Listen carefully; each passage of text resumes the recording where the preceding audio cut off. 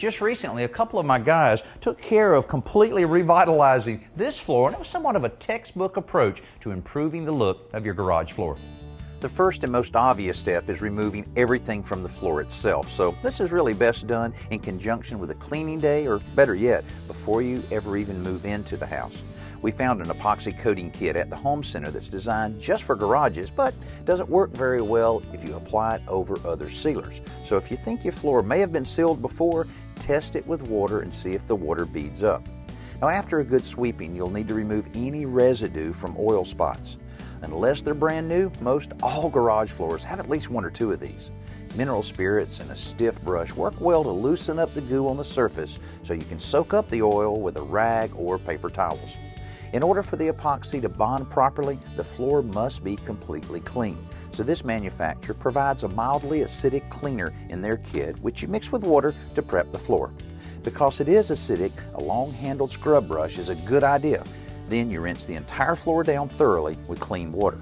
We used a squeegee to get all the excess water out of the garage and to really speed up the drying process. This is also a good time to fill in any little small crack that you may have in your slab so that they won't be obvious in the finished floor. Concrete repair caulk works well for this, but you'll want to be sure that it and the floor are completely dry before applying the sealer. Because this sealer is epoxy, it's a little different than ordinary paint in that you have to mix two different parts together before you use it. Then, depending on the temperature, it may have to sit for a few minutes before you apply it. But once it's ready, you better be ready too, because after it's activated, there's a limited window of time in which the epoxy can be used. If the weather is warm, you may have as little as an hour before the coating becomes unusable, so no coffee breaks during this job. Work steadily, completing one 4-foot by 4-foot area at a time, always keeping a wet edge. After the coating is complete, you'll want to let it dry at least overnight before you allow any foot traffic in your garage, and at least 3 to 4 days of drying time before you bring the minivan in.